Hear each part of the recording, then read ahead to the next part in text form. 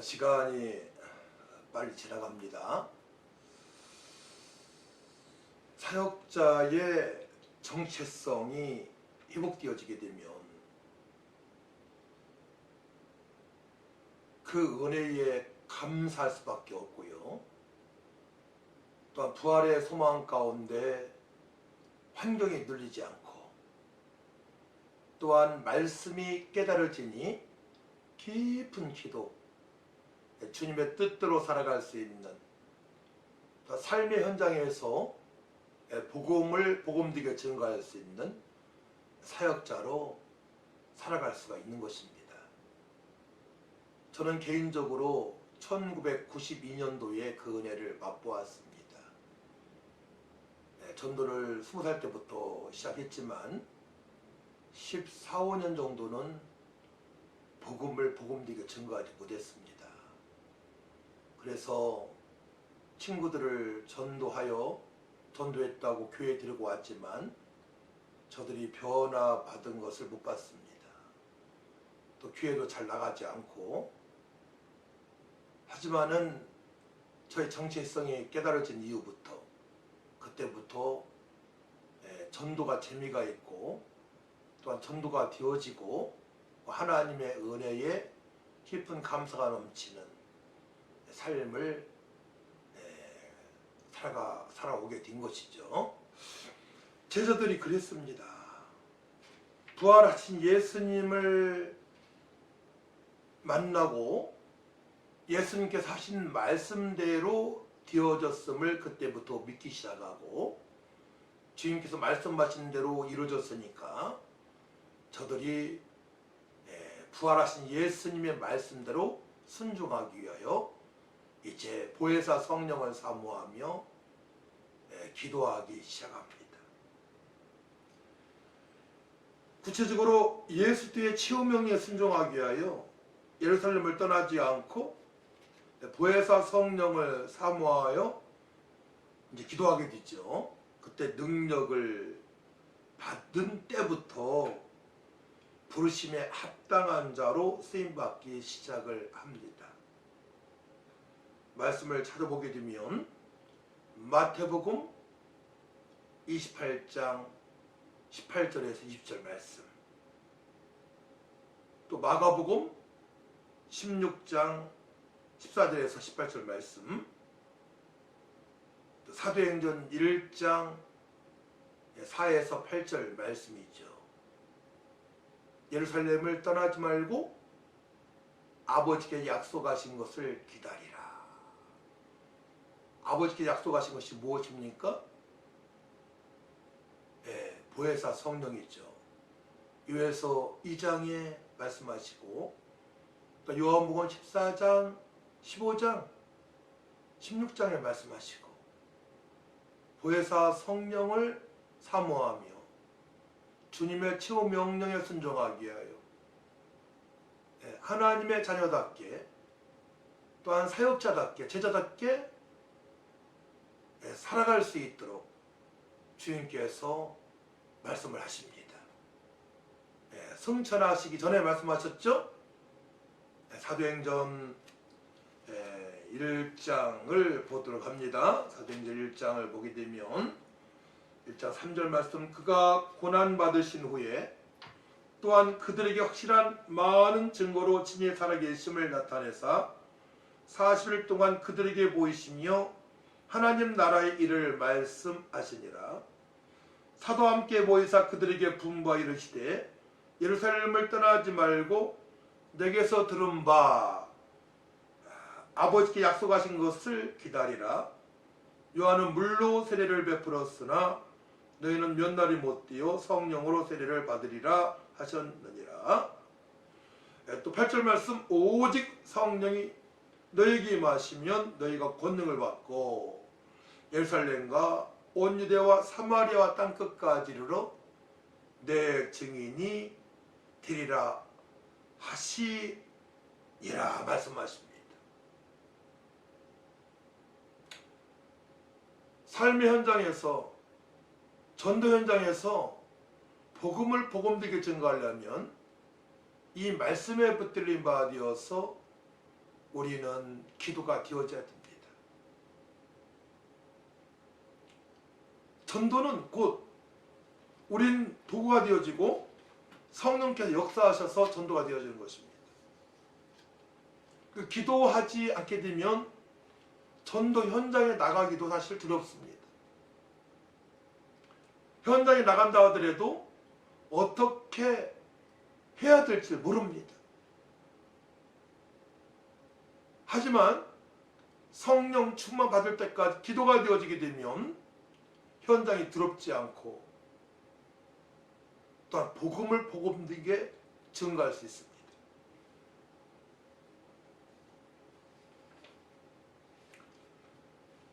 세 번째로 제자들은 최후 명령에 순종하기 위하여 며칠간 기도했습니까?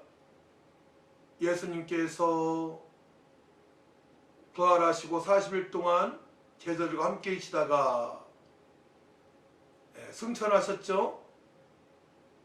승천하신 후에 열흘 동안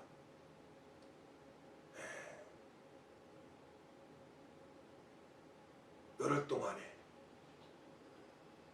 제자들은 구체적으로 120문도가 마가의 다락방에서 기도하기 시작합니다.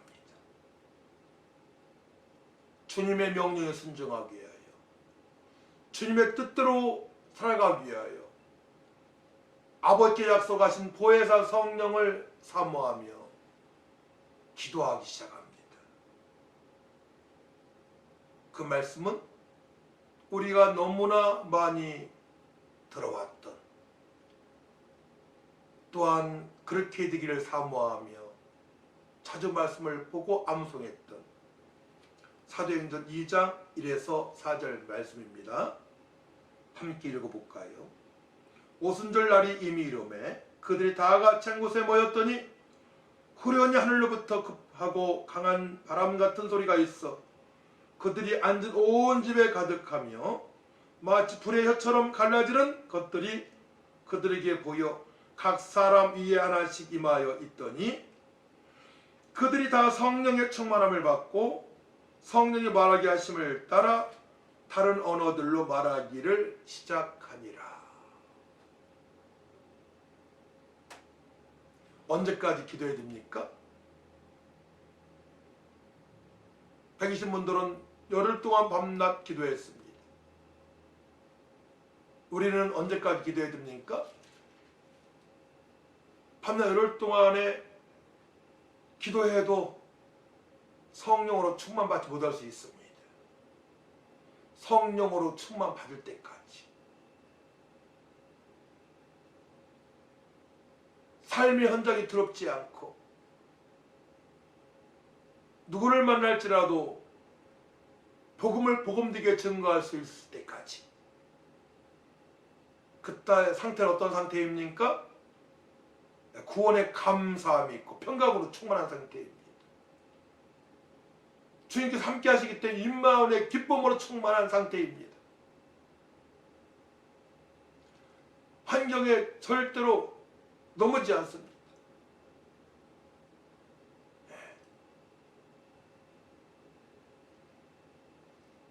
우리의 심령이 평강으로 충만해야 됩니다.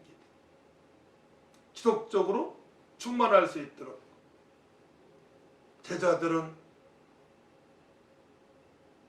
정식기도를 시작합니다. 왜냐? 기도해야만 사명 감당할 수 있기 때문에. 그 중에 성령 충만한 베드로, 전에는 예수님을 3번이나 부인했던 베드로입니다. 하지만 그가 부활하신 예수님을 만난 이후에 주님 말씀에 순종하기 위하여 주님께서 말씀하신 대로 기도하니까 성령의 충만함을 받았습니다. 성령 충만한 베드로의 전도법은 무엇입니까? 사도행전 3장 1에서 10절 말씀을 보시기 바랍니다. 사도행전 3장 1에서 10절 말씀.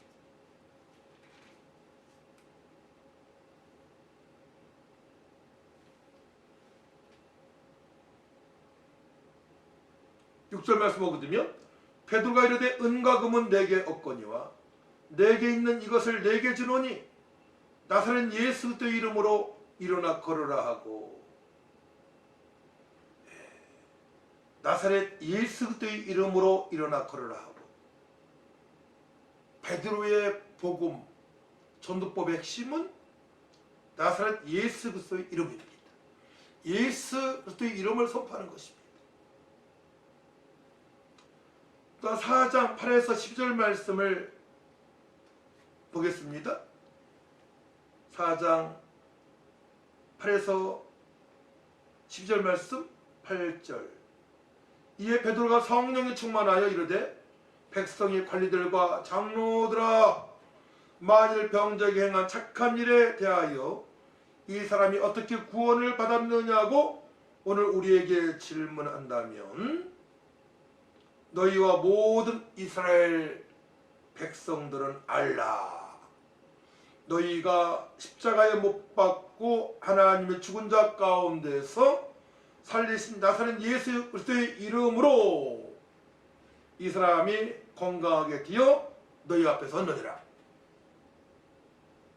안진뱅이가 40여 세 된 안진뱅이가 나사렛 예수 그리스도의 이름으로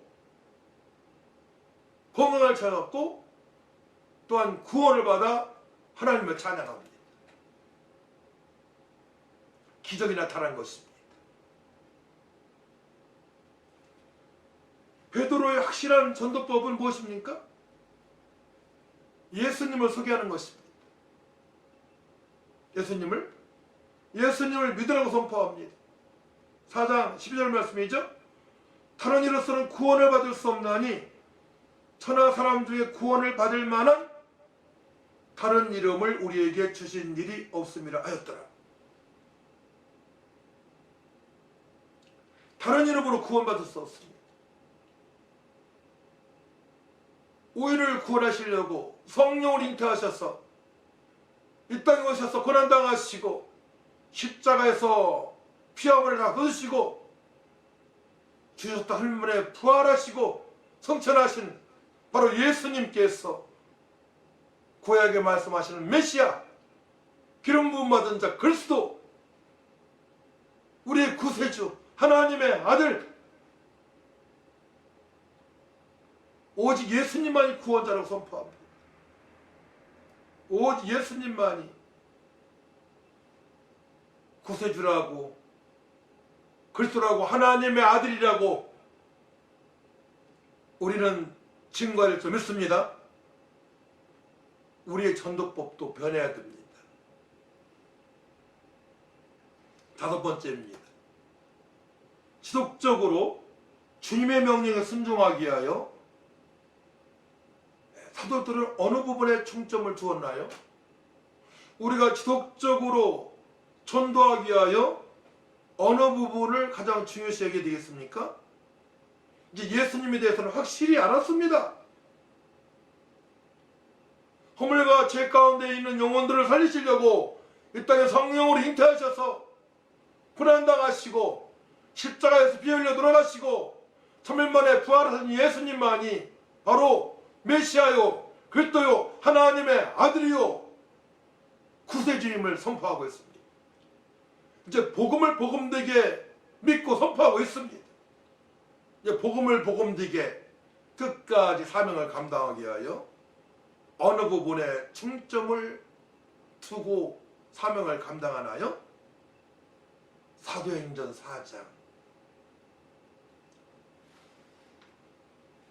23절에서 31절 말씀입니다.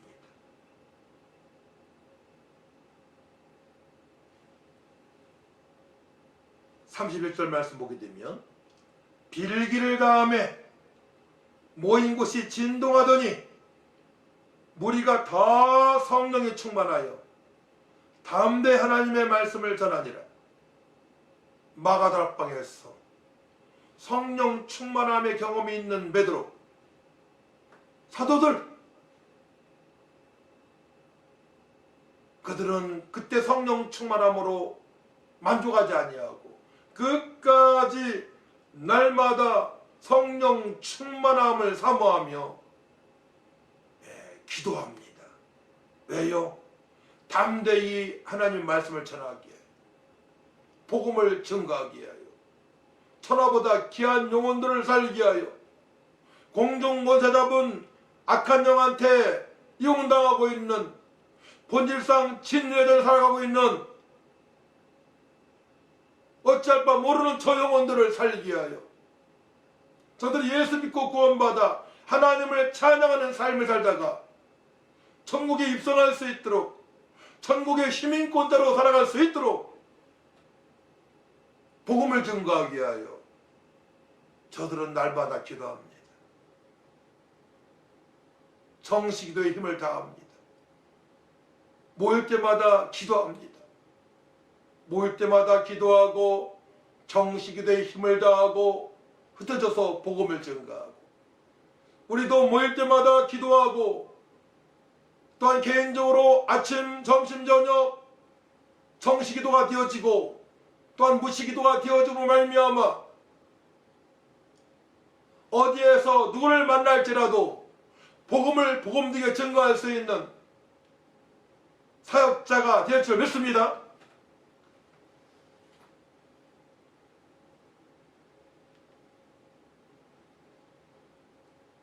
저도 개인적으로 기도가 충만하게 되어지게 되면 현장에 날마다 나가고 싶어요. 현장에 나가지 않으면 허전함이 있어요. 현장에 나가서 찬양하고 복음 증거하게 되면 마음이 기뻐요. 왜냐? 주님께서 기뻐하시기 때문에. 따라 한번 해볼까요? 하나님께서 기뻐하시면 나도 기쁘다. 우리의 믿음을 통하여서 주님을 기쁘시게 하게 되면 어떻게 돼요? 우리가 기쁜 것입니다. 감사로 충만한 삶을 살아갈 수 있습니다. 그렇기 때문에 사도 바울은 항상 기뻐하라, 쉬지 말고 기도하라, 범사에 감사하라 선포합니다. 감옥에 들어가서도 주님을 찬양하고 기도합니다. 왜냐? 성령께서 기쁨을 주시고 능력을 주시고 소망을 주시고 감당할 수 있는 은혜를 베풀어 주셨기 때문에 그거라 합니다. 그 은혜를 경험을 하기 때문에 지속적으로 끝까지 삶의 현장에서 어디를 가더라도 전도할 수가 있는 것입니다.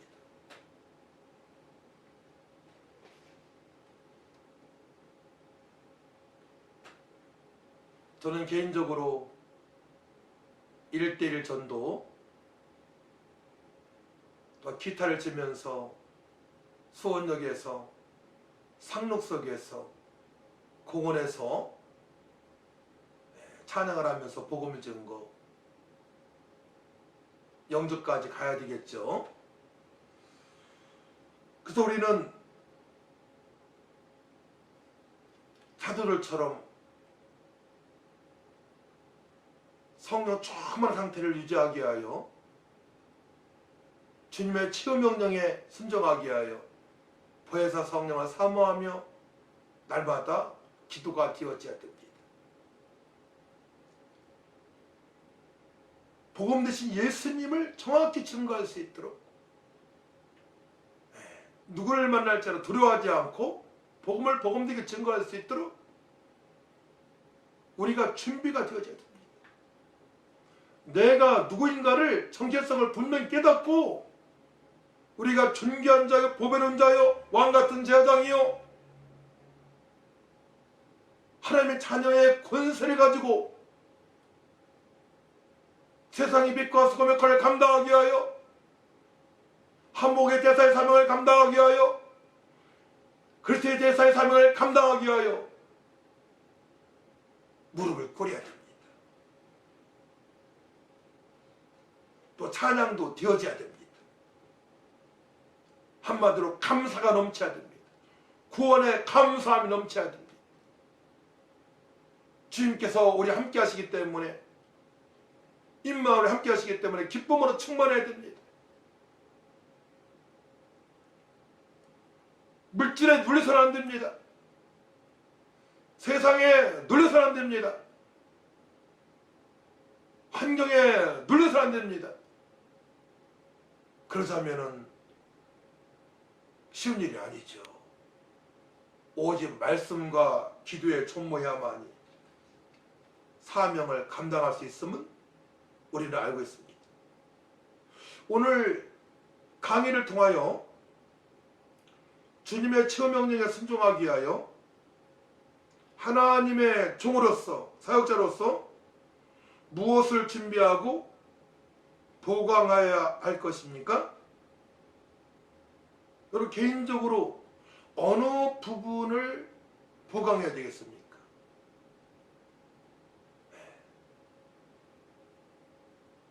나 자신의 정체성을 분명히 깨닫고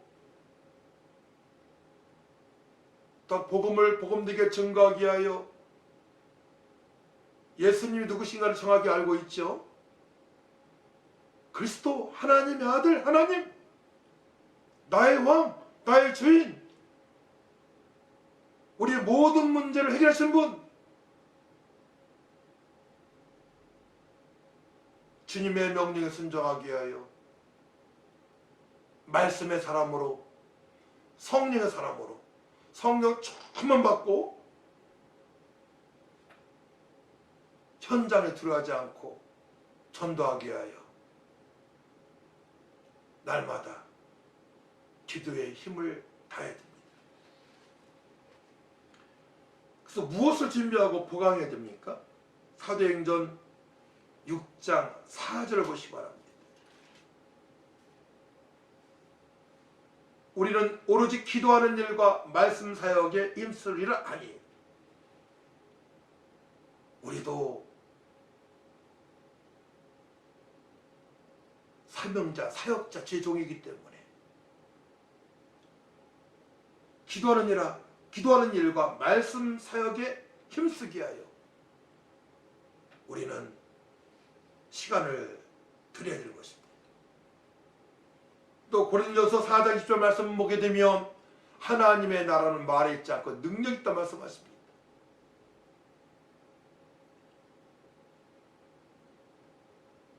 전도하기 위하여, 주 은혜 속에 강한 자로 살기 위하여, 주 은혜 속에 강한 사역자가 되기 위하여 우리 능력을 받아야 됩니다. 성령이 나타나는 삶이 되어져야 됩니다. 그러면 끝까지 기쁨으로 사명을 감당할 수가 있는 것입니다. 또 로마서 14장 17에서 19절 말씀을 보시기 바랍니다. 로마서 14장 17에서 19절 말씀 보게 되면, 하나님의 나라를 먹는 것과 마시는 것이 아니요 오직 성령 안에 있는 의와 평강과 희락이라. 이로써 그리스도를 섬기는 자는 하나님을 기쁘시게 하며 사람에게도 칭찬을 받느니라. 그러므로 우리가 화평의 일과 서로 덕을 세우는 일을 힘쓰나니. 그렇습니다. 하나님 나라는 먹는 것과 마시는 것이 아닙니다. 오직 성령 안에 있는 의와 평강과 희락이기 때문에 의로운 삶, 거룩한 삶이 되어져 되겠고 평강으로 누린 삶이 되어져 되겠고 기쁨으로 충만한 삶이 되어져야 됩니다. 그러자면은 말씀과 기도에 촉모해야 됩니다. 우리는 그래야만이 하나님을 기쁘시게 할 수가 있고, 또한 사람에게도 칭찬을 받습니다. 아, 저 집사님, 권사님은, 저 선사님은 정말로 귀한 분이야. 요새 보기 드문 사역자야. 참 신실해. 라는 말을 들을 수 있는 것입니다.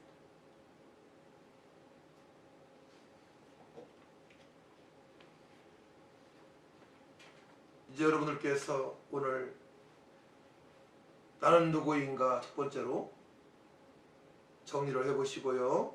말씀을 제가 쭉 불러드렸어요. 그 말씀을 에베소 1장 8절 말씀 적으시고 에베소 2장 8절 말씀 적으시고 제가 아까 강의한 내용 그대로 말씀만 적으시면 돼요. 적으시고 두 번째로 제자들이 언제부터 정체성이 회복되어졌는가?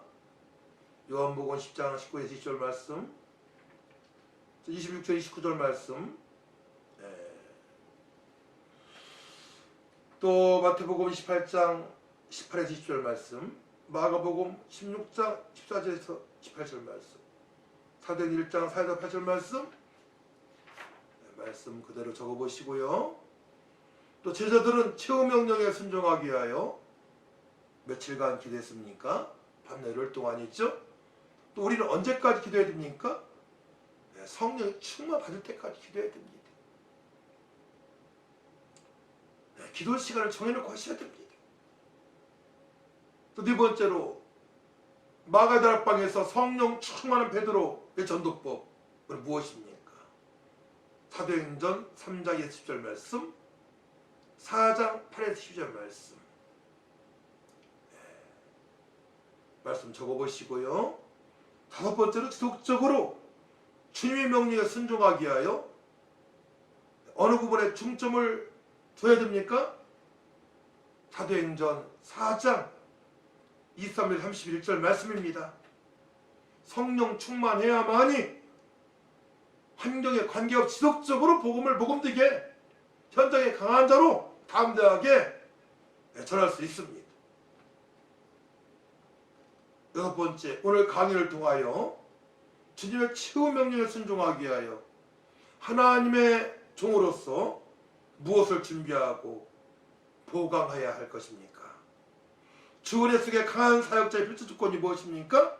사도행전 6장 4절 말씀 또 고린도서 4장 20절 말씀 로마서 14장 17에서 19절 말씀을 적으셔서 제 메일로 보내시기 바랍니다. 언제까지요? 수요일까지. 수요일 11시, 밤 11시까지 보내시면 되겠습니다. 할렐루야. 하나님 감사합니다. 오늘 강의를 통하여서 우리 전사님들이 아버지 수원신학원 원우들이 준비되어져서 하나님 귀하게 쓰임받을 수 있도록 역사하여 주시옵소서. 감사드리며 예수님의 이름으로 기도하옵나이다. 아멘. 아멘. 감사합니다. 수고하셨습니다.